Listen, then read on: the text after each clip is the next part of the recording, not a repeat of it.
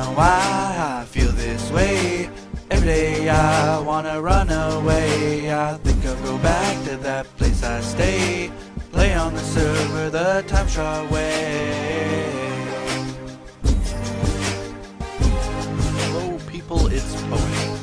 And I am back on TimeShot. What the heck is that torch? It's the only torch in the entire Pyrodome. I don't know what that means either. But who knows? Who knows at this point? Anyway, I'm up here today because I'm going to be taking down the black flag. I'm going to be turning it back into a red flag. And it says Pirate Lookout. I'm not sure why. And I'm not just being coy. Because I think by now, obviously, you've seen the episodes and everything. You know who the pirates are. But I wasn't the one who did this. I wasn't. So I have no idea who was. It could have been one of the other pirates. Honestly, it could have been. Or it could have been the hunter. I still don't know who wrote this. Obviously, we put the flag down and stuff. Crafting table. Uh-oh. But anyway, because I'm no pirate thief, that in itself makes me think that it might have been one of the other pirates who changed this into a black flag. But here's the thing. You know, trying to find out who the hunter was and who did this.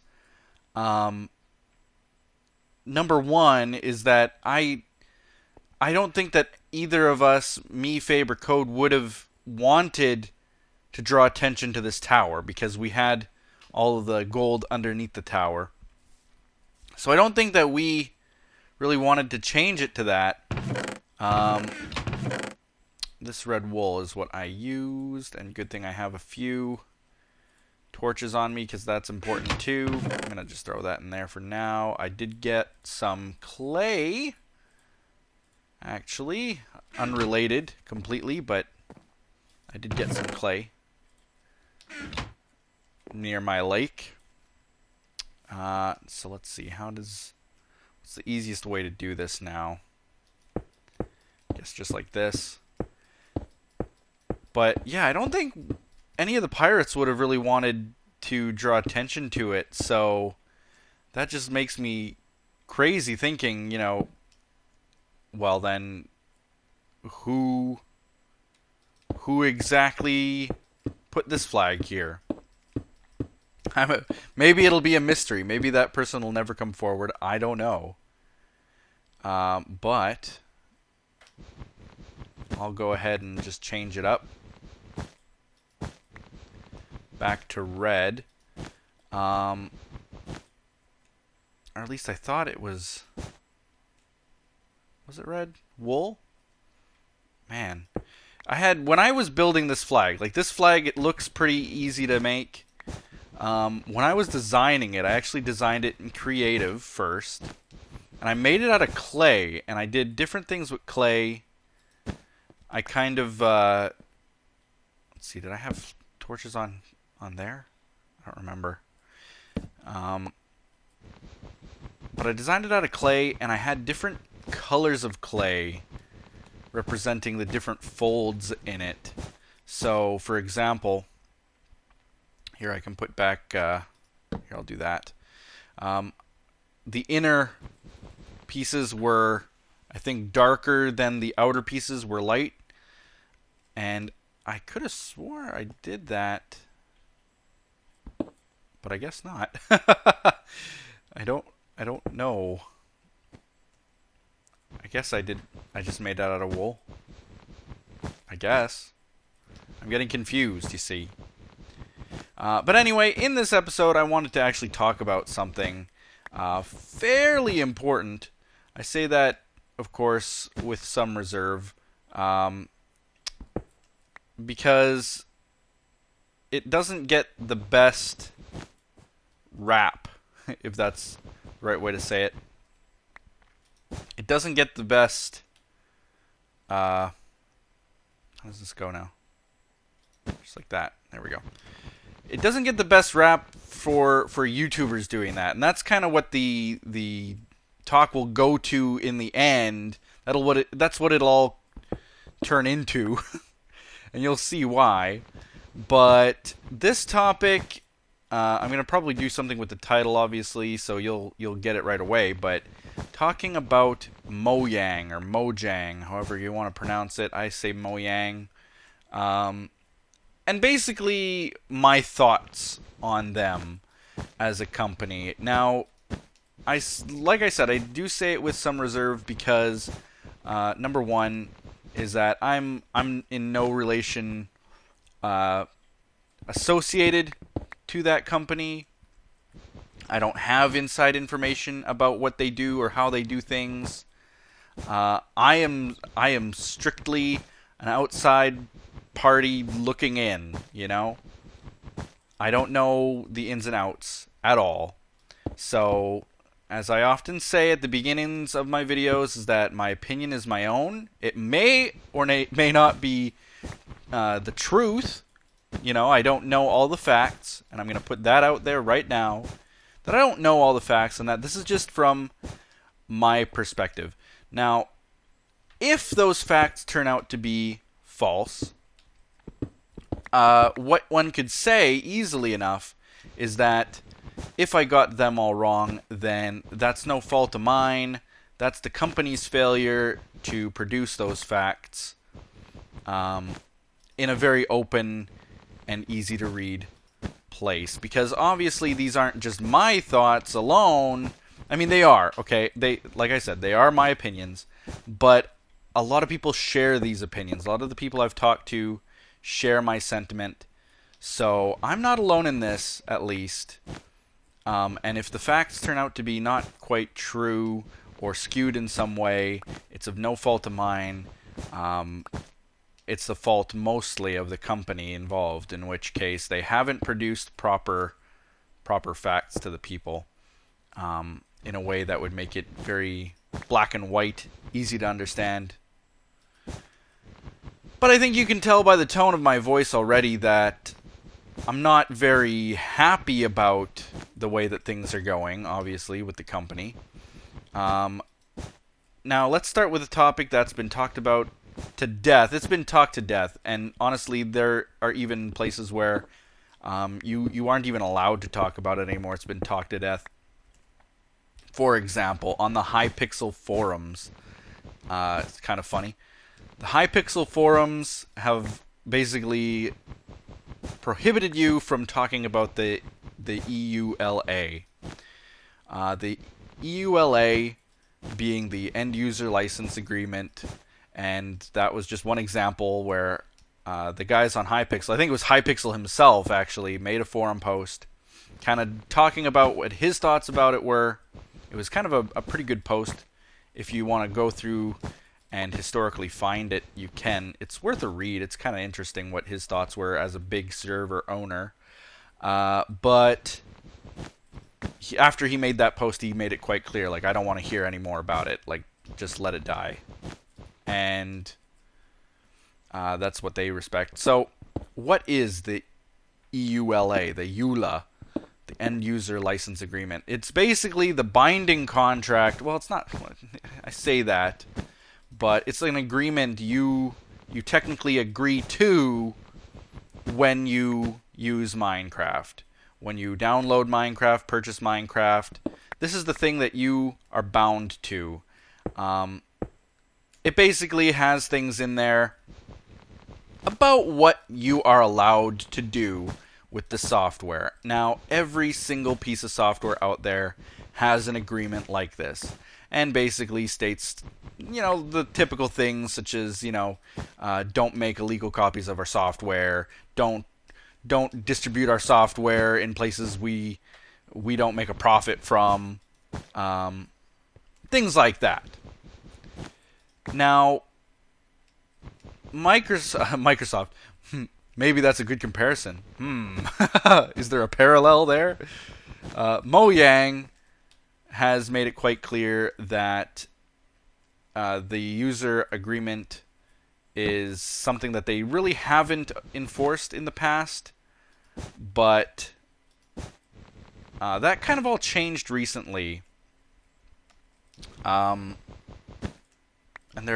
there's a lot of good reasons for it, but a lot of those reasons kind of conflict with what we've known and what we've been doing, and so that's really the big fiasco to do with it. Now, the user agreement is something that everybody agrees to when you download Minecraft. And in fact, server owners now have to actually toggle something in a config file to kind of prove that they've read it. You know, when you see those things, you've downloaded software and you have to hit agree to some long statement that you never read. That's their EULA, their terms of service. So what brought this whole thing up was actually, as far as I can tell, a Skype conversation. It seems kind of silly, but as far as I can tell, it was a Skype conversation that was had between two people. And what happened is, I guess somebody was asking for some clarification as to what was and was not allowed in a certain case with a Mojang staff member about the EULA. Now, rumor has it, and this is where, like I say, I'm not 100% sure on the truth of this. It was told to me that the reason was that there was a server out there, which I won't name in case it isn't true, but I heard that there was a server out there that was selling items, like Minecraft items, for real life money. Similar things happen on lots of servers, but this was something substantial. Something like, let's say, the common one I hear is $500 for a diamond sword. So you join this server, and you have to spend $500 for some kind of a diamond sword. That is kind of what sparked it. I think someone then asked, like, well, is that allowed? Because that's kind of ridiculous. And the other rumor I've heard in relation to that is that someone got upset because their child stole a credit card. Like, I don't know where these sound like rumors so much. So I'm not, like I said, I'm not gonna perpetuate them and say the server name, and you shouldn't either, because for all you know, it's not true. But I've heard all kinds of things like that, like, oh, it was because some kid stole their parents' credit card and spent $500 on a diamond sword, and then the parent said, well, that's not right, you know, why are you able to sell fake things that I can't tangibly accept, you know, like, I can't pick up this diamond sword, it's a fake item, why is my son buying this in the first place? Sounded like a ploy to get their money back, if you ask me, which may actually be part of that rumor. So some Minecraft, yeah, I guess that would work. Mojang staff, a Minecraft staff member, was asked whether or not that was legit, and they said no. Basically, just no. No, it's not. I mean, it's against the user agreement. Well, that Skype conversation went public, and panic ensued. Just sheer panic. And I can attest to the panic, because I was not so much a part of it, but a witness to it, in that I was sent dozens of Reddit posts about it. I was sent dozens of forum posts about it. I had dozens of YouTubers telling me like it's the end of the world. Server owners saying the same thing. And it was basically all that anybody talked about for days and weeks. Mind you, Mojang themselves were staying pretty quiet about it. And I think that's what really kind of carried forward this negativity, so to speak, is that people were looking for answers, and Mojang wasn't giving any. Now, this public panic was probably a little bit uncalled for, because it was kind of, they were stating the obvious, and Mojang kept stating that obvious, is that, you know, well, nothing's changed. Nothing at all has changed. We're not changing our user agreement. It's always been against the rules to do that. We just never said anything about it before. So that kind of caused more panic. You know, well, will you start doing something about it? And I guess their answer ultimately turned to yes. Yes, we will. So, at the end of the day, they decided to enforce their user agreement, or at least tell people that they were going to enforce it. And what happened is you had a lot of people panicking again. Server owners, basically having to change the very foundation of their server. So far, we've been making money off of donations, you know, selling perks. And all of a sudden you cannot do that. And Mojang was just kind of trying to brush it under the rug, it seemed like. Sweep it under the carpet by saying, yeah, you can't do that. Sorry. You've never been able to do that. Just follow the rules. And people were saying, like, so will I have to shut down my server? And they would just coyly say, yeah, just follow the rules. If you can't follow the rules, then too bad. It was frustrating to see. It was frustrating because Mojang was kind of taking this stance of that, well, it's always been against the rules, so, you know, you should be following the rules. Are you meaning to tell us that you haven't been for 4 years? I mean, they almost seemed a little bit ignorant in it. And that's what really upset me the most about that entire situation, was that for all this public outcry and people asking and begging for questions, the only thing that Mojang would do was say, you know, I can't believe that you guys didn't know this. And almost seemingly ignorant about the entire situation and the gravity of the situation and the scale of the situation. Pretending that everybody should have already known about the rules and that the way that people were making their livings was not allowed. That really upset me, because one person in particular who works on a bigger server, he even said to me, like, listen, we've been invited to Minecon. We've been invited to Minecon panels. We've spoken on Minecon panels. The company themselves actually asked us to talk about how to make money with your server. And we gave them that reason. And now they're saying it's always been against their rules. I mean, that kind of, hearing that really, I don't know. It's one of those things where you just got to scratch your head and think, how can they, with good conscience, say that, you know, it's always been against the rules when they've even invited a company to their own convention to speak about making money on a server using ways that were against their rules? Does that make sense? It doesn't make sense to me. So it comes down to bad PR. Very bad PR.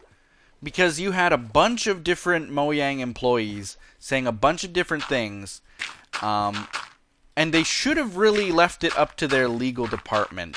It seemed like even their official mentioning of it in their blog post, it was very casual, nothing legal about it, nothing binding, and yet the blog posts defined what you could and could not do with their product. And in my mind, I was continually thinking, okay, well, when are we going to hear from their legal department to hear, like, what's the truth about this? What really can't people do? You know, people who have servers, will they really have to shut down? Will they really have to change? At the end of the day, it was kind of all mixed up and muddled. You had a lot of people arguing with a lot of the staff. And you even had some of the staff. I read a blog post the other day. I was doing a little bit of background research on this. And kind of going back in time, so to speak. And I read a blog post that one of the Mojang staff, what one of them said at the time. And they were apologizing profusely about it. And that kind of tweaked my interest. It piqued my interest. Not tweaked it, but it tweaked it too. It kind of got me thinking, like, wow, you mean some of them were actually on our side? But even then, it was kind of like, back off. I apologize that we did you wrong. I apologize that we couldn't communicate it well. We do the best we can. And I even thought that that wasn't really good enough. But anyway, I'm going to take a break from that conversation and just kind of point out the fact that I've built this. It's a little bit of a blacksmith's workshop thing. I kind of used a reference photo that someone had of a blacksmith's workshop thing to kind of make the little shack and then a little pit for working on iron and stuff. Got the anvil here that I haven't dressed up or done anything with yet. I'm going to make a special kind of a pedestal for that, I think. But that's kind of where I'm doing all of the cooking of everything now. I've moved it all from that house down into here now. And I like it. It kind of follows the same design. I tried to follow the same roof design as up there. And of course using the same materials with the magenta glass and the dark oak and the spruce logs. So I think it looks pretty good, just this little house. There's nothing in it yet, obviously. I was thinking of maybe breaking that out, making the entrance to a mine shaft there or something, instead of like in my donor room where it is now. And I don't know, I don't know if I'll move things around or change things. I took this design sort of from the docks, just kind of the way that the roof looks, the flowing canopy made out of wood. I like that idea, and it keeps things dry, obviously, out of the rain. Nice. But it's not very well lit, and that's an ongoing issue. I mean, I can't place torches in here. Nothing can spawn right here. But I think that they are actually spawning. I've had a mob problem. I think they're spawning right on top of here. So I might have to try to light it up somehow that it doesn't look too bad. Maybe just a torch, just like that.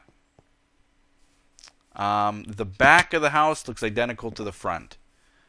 Just a piece of glass with some glowstone. And that's that. The only problem is that no matter how I try to calculate it, the roof always turns out to be much bigger or something. So it's so close to the wall that it's actually touching. And I don't know if that's good or not. I might have to ultimately tear this entire house down, which is kind of sucky because that was like half an hour to an hour worth of work. Just kind of designing it and putting it up there. I didn't design it in creative first. That's all right here. I designed that. So it took a little bit of time, and I might have to tear it all down to kind of move it. And I might have to move it if that's right against the wall. I want to move it like at least 3 blocks. So this whole building might have to move up quite a bit. But then this whole thing would have to move up quite a bit. It's frustrating. So I'm going to try to leave it. I'm going to just try to leave it and hope for the best when I reach with the pillars, you see. Because I got those pillars that are coming down. And maybe I'll grab some spruce and work on that right now. I think that's spruce, right? Yeah. Clearly. So, any spruce in here? I got some oak and other materials I was working with. That's it. Alright. So, like I said, getting back on topic, it turns out that bad PR was a real issue. And it was kind of accelerated by the Mojang staff and the fact that they didn't have like a company representative speaking for them like every other company should. And you can see this historically. When a company doesn't have good PR or a good legal team, problems happen. For that, all I have to look at is like Taco Bell. It's kind of funny because this was actually news probably years ago now, but something just now, just this second, sparked the memory of it as I'm thinking of bad PR on Twitter. Because what happened is, essentially, somebody started saying something about Taco Bell. It sounds silly, but that's exactly what happened. And whoever was in charge of the Taco Bell Twitter page started to kind of lash out and talk back. And rather than stopping and leaving the argument alone, they continued. They continued and continued and continued and made the problem worse and worse and worse and worse. And actually, it wasn't Taco Bell. I'm getting that completely mixed up as I'm remembering it. But like I said, this was years ago, so forgive me. It was Applebee's. It was Applebee's! The whole story is coming back as I'm remembering it. I thought it was Taco Bell because there was a similar bad PR thing with Taco Bell, but not as major. The one I'm thinking about is Applebee's. And what happened is, in regards to something that happened on Reddit, someone, I do know the story, but I'm not going to repeat it here, but someone wrote something kind of rude on a bill that they received, on the little receipt, you know, and the person posted it on Twitter, I think, or on Reddit, and it kind of blew up from there. And then Applebee's started to like fight back on Twitter and made the bad PR situation even worse. So that was just kind of an example of making bad PR worse when you try to fight back on Twitter and that. So that's what was happening. And it's unfortunate because you even had YouTubers chiming in. And that's what was really upsetting about it, kind of, is that... Oops. Nope, I don't want that there. You had YouTubers who, for some reason or another, they always seem to take the side of Mojang, even when Mojang has done wrong. And that, to me, is kind of a scary thought in itself. That a company can do wrong, and that you've got a group of people who, no matter what, will always try to defend you. And that just doesn't sit well with me. So that's why I'm making this whole video, is to kind of just give my thoughts. They're not going to be shiny, clean, perfect thoughts. But what gets me even more is in that same blog, you know, the one that I was referencing just a minute ago before we started looking at the house, the one where he actually was apologizing for Mojang. He also said that he was fed up with the way that YouTubers gave Mojang a bad rap all the time, and that they did it just for the views. And he kept saying that they were doing it for views and subscribers, and that's why, for me, I'm going to try my best to... I'm going to give it a relative title this episode, but I'm not going to name it something like Why Mojang Sucks, or Why I Hate Mojang, or anything like that, because my intention isn't to get views or subscribers from this kind of a rant. I really don't care. And I'm being honest about that. I really don't care whether I get a shred of success because of my thoughts on Mojang. I mean, does that make sense to anybody? That I'm doing this for success? It's stupid to think that. I make rants like this all the time. But this person, this individual who worked at Mojang, seemed to think that the only reason that a YouTuber would have anything against Mojang would be because they're just trying to get views. That upset me. That didn't sit well with me either. You know, because I pride myself on being as honest as I can be, and never really selling myself out. And if I were doing just a talk like that simply to get views, and not because I actually felt that or meant that, that would be pretty low. And the crazy thing, even though I do think that there are YouTubers out there who simply care more than views and subscribers than anything else, or more about views and subscribers than anything else, I do believe that quite a few of the people who were talking about it, who were ranting about it, were doing so because they genuinely were upset about it. You know, I think that quite possibly most of the people who were talking about it were doing so because they were genuinely upset about the EULA. Not because they were trying to grow their channels. You know? It's just crazy. But I just had to mention that because that was in the blog, and I wouldn't want to be I wouldn't want it to be assumed that that was why I was making this video. And so I'm gonna try, like I said, to kind of name this video at all possible, at the very least, try to make it so that it's not 100% view grabbing, if that makes sense to you. So the next topic I wanted to talk about, oh, look at that, I need more planks. That's not what I wanted to talk about.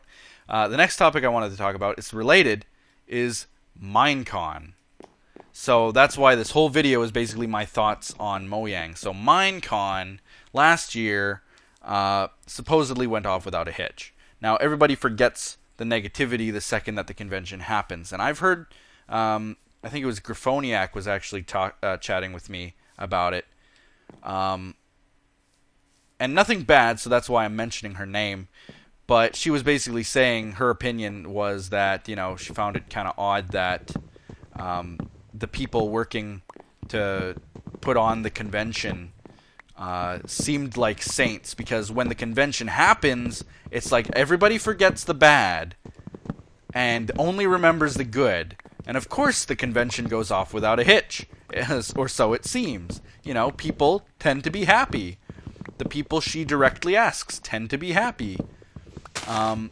So nobody really focuses on the problems that happened before the convention, like the fact that there weren't enough tickets sold, or that the venue was much smaller than anybody anticipated, despite it being in one of the world's largest convention centers, and that all of the panelists, well, let's say 90% of the panelists, were unprepared for the level of questions being asked, primarily by children who had no idea what they were supposed to be doing at a convention, asking questions. And I don't know, it just seemed like the entire convention was sort of hokey, and yet everybody forgot and said, yep, it was a great convention, thank goodness we have these people working for us at Mojang. And I think that's basically, to very quickly summarize what Graph was saying. I didn't quote her at all in that. That's kind of me paraphrasing and giving my own twist on her opinion, but was basically that, yeah, everybody thinks that they're great because everybody's seemingly happy with the conventions. Well, this year was kind of a disaster.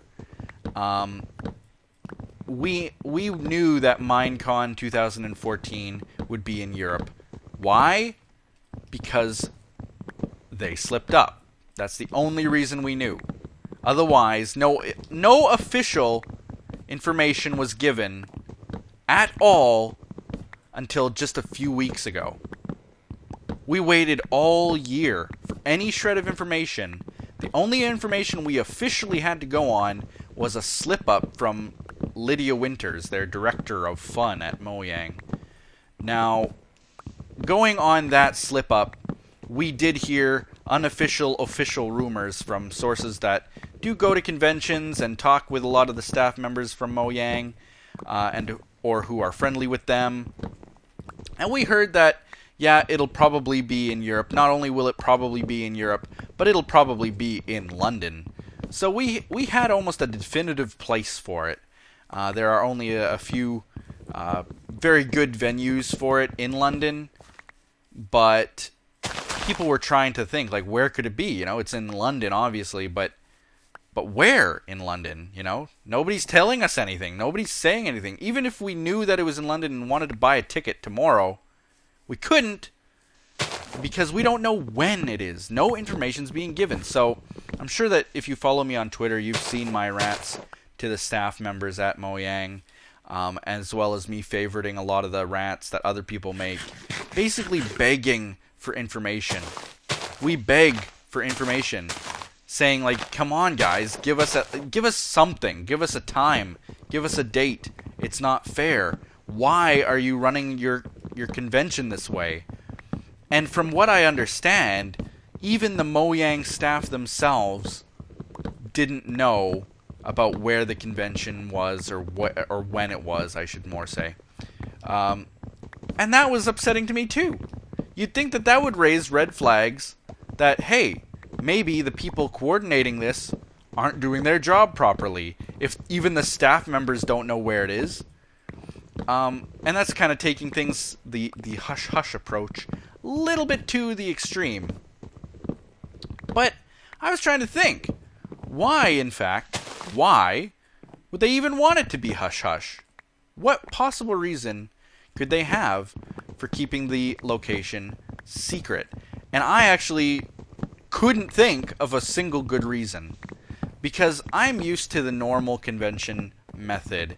The ones that you see all year long from tried, tested, and true conventions like PAX. PAX is the poster child of conventions that I bring up quite often because they have several different conventions every year, and all of them, apart from the ticket sales going sometimes awry, tend to genuinely go off without a hitch. And guess what? Next year, I know exactly the date, the time, and probably even the ticket cost of PAX. When I want to go, where it will be, where I should be, how much it'll be, all of that. If I wanted to book my flight tomorrow, I could, for a convention that won't happen for a year. And that's because it's managed properly. Why would Mojang want to hide that information, except to perpetuate their own ignorance?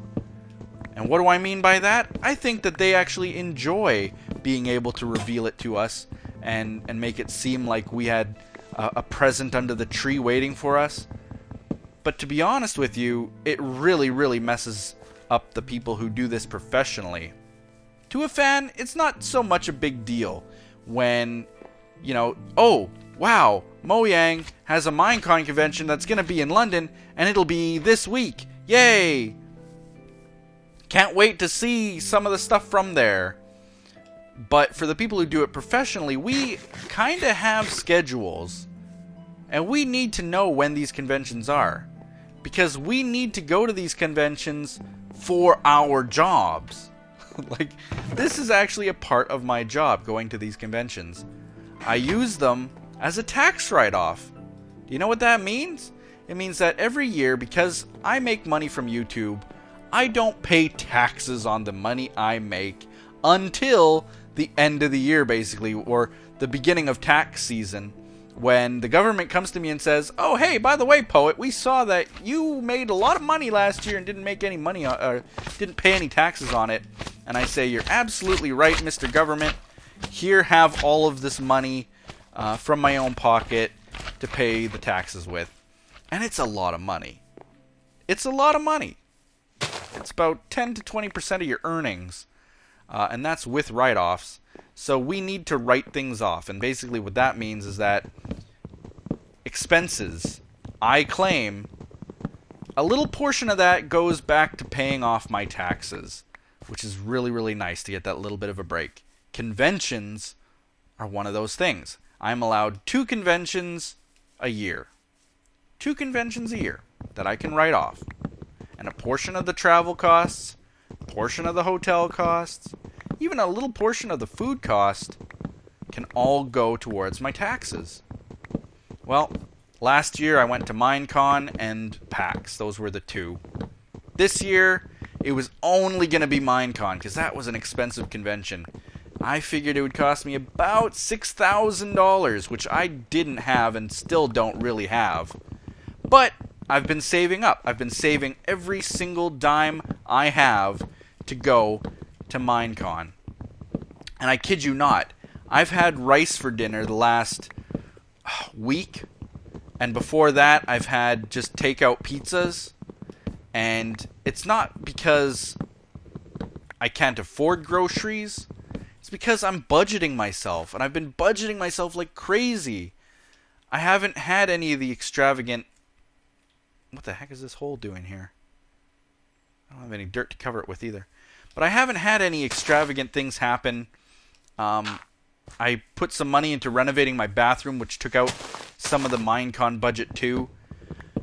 But generally, I just figured that, you know what, as long as I pay off my credit card, that I'll be able to use my credit card to pay for Minecon. So in a way, I'd still be in debt, but at least I'd be able to go.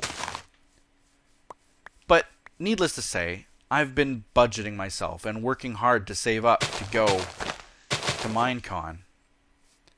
All for them to tell me now, as of a few weeks ago, that Minecon will not be this year. It will be in spring, quote, sometime 2015. What can I say about that, you know? Bad PR. It's bad PR again. Once again, we are stuck with people like Vubui, their chief operating officer, whatever he does there. We've got Lydia Winters, and then a slew of other people who work at Mojang who chip in from time to time to speak to people, but really don't help the matter. And what we get are, and we'll ask the question, like I was saying, I'd talk to them on Twitter and say, like, give us a date, give us a time, give us a location, tell us something. And what we would get in return is them making a tweet about how they were on vacation in Prague, or how they just went surfing somewhere in the United States, or that they just got back from some kind of a tech convention in Switzerland, or how they were vacationing in London and were eating at this really nice restaurant or something. And meanwhile, we're saying to ourselves, like, who cares? Who cares if you're there? We don't want to know what you had for dinner tonight. We want you to answer the questions for us. And they didn't. It was just the worst PR ever. And I'd read blog posts and doing my little research here about what to talk about, where they would say, you know, thank you so much for the support that you guys give us. We get bombarded with negativity, and we're so happy to have some positivity from time to time. Oh, I wish that the waves of negative comments would stop. But they were doing it to themselves. That's what really upsets me the most about it, was that they were doing it to themselves, and it's like they couldn't see that. Them not answering was why people were making the negative comments. Them giving us trivial stuff when we wanted true answers was why people were giving them negative comments. Them giving us trying to be funny comments back, or making light of the situation when we wanted serious answers, you know? That's why they got negative comments. Now, again, it seemed like it was being made worse, and I don't understand why, but it seemed like it was being made worse by a slew of YouTubers again, yet again, who, for whatever reason,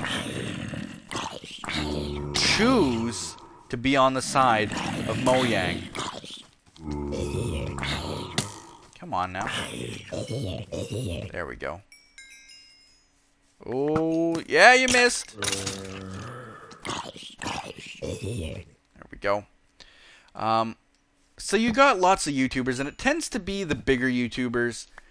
And I'm going to be right honest with you guys, that I have not seen such brown-nosing in all my life. Where a bunch of people feel that they are entitled to perks from Mojang and get some by basically brown-nosing all year long. Now, I'm not being bitter, because I could care less about perks like that. I don't care if I get a panel at Minecon, whenever Minecon happens to happen. I don't care if Mojang retweets my videos. I don't care if their staff members talk to me. I don't ever want to talk to them. Why would I want them to talk to me? I don't care. So, with that, let me say, the fact that people say positive things as blindly as they do can only be seen as brown-nosing. Because from what I've said today, can you possibly think that anything that Mojang has done has been positive in that sense? With the way that they handle their PR, and the way that they handle their legal, and the way they handle their convention, it just doesn't make sense that people in my position who have the public ear would be sitting around saying, "Yep, seems great. Thanks, guys, for any information. Oh, we realize that you haven't given us anything for an entire year about the convention that we actually go to as part of our business, but thank you so much for giving us a vague time next year that you'll be giving us another vague thing about the convention." I mean, this is just ridiculous. That can you hear in my voice how upset I am with the other YouTubers out there who actually thought that the little tiny minuscule amount of information we were given a couple weeks back was a good thing? I mean, it's just sickening to me. It's sickening to think that there are YouTubers out there who are just that dishonest. And it is dishonesty. Again, I'll say it. If you are one of those YouTubers and you for a second think that what Mojang is doing is good, you've got to really look at it from a different perspective. Look at it again.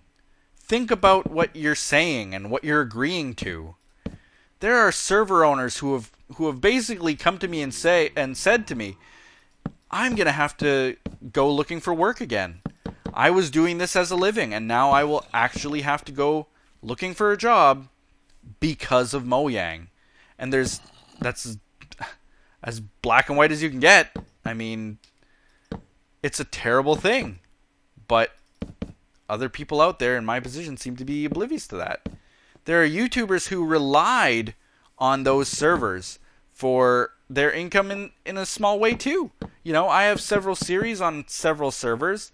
If those servers were to quit tomorrow, I wouldn't be able to do those series anymore. And just what if, one of those series was one of my more popular ones? You know, that could be a significant part of my income gone. Not just the server owners, but the YouTubers too. So, it's just frustrating, you know.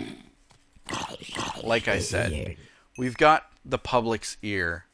Don't sit around and just accept it and say, "Thank you, ma'am. Oh, thank you so much for giving us nothing. We appreciate it so much. Oh, by the way, thanks for the free tickets to Minecon." You know, it's sickening. Grow up. Be smarter than that. At the end of the day, what can you really do? What can you really say? I hope that what I've said, at least in this video, kind of opens people's mind a bit. It might not change anybody's opinion. If you already have a very positively biased opinion of Mojang, like you're one of those people who just agrees with anything they say and thanks them for every tiny insignificant piece of information they have, I'm not going to be able to change your opinion. I know that. But maybe do yourself a favor and just be as neutral as possible, like I was. And trust me, I was neutral when I started looking at this.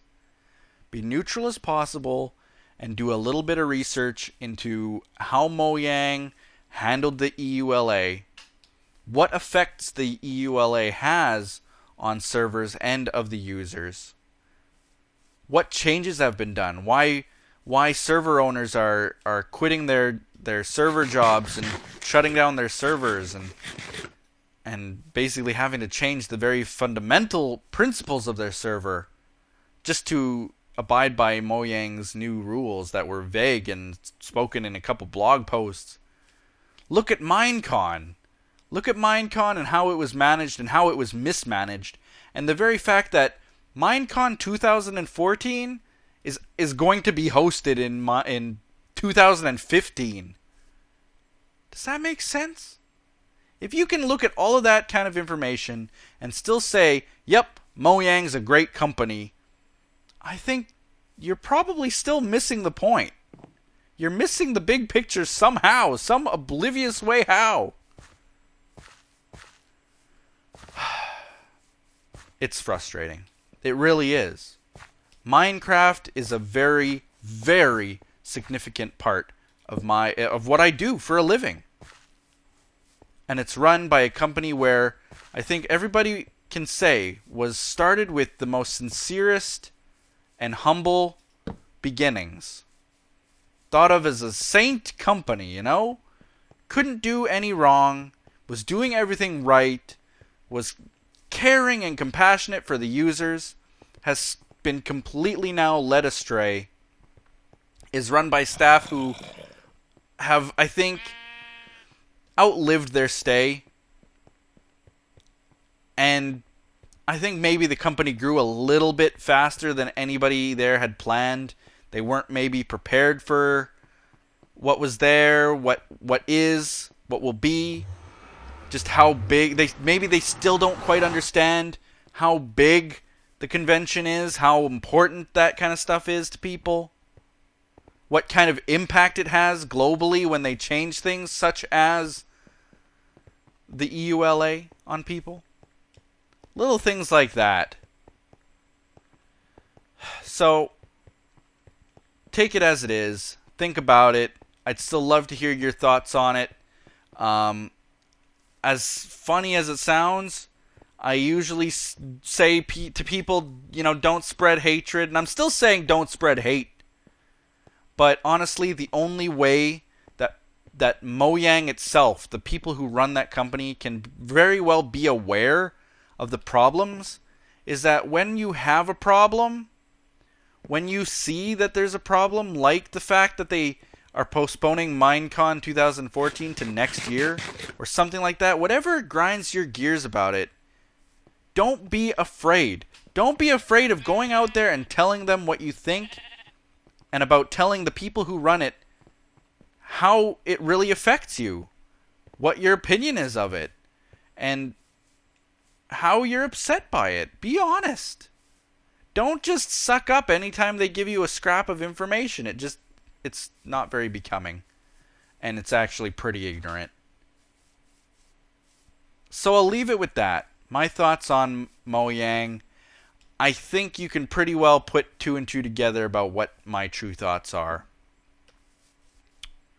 And I'll leave it with that.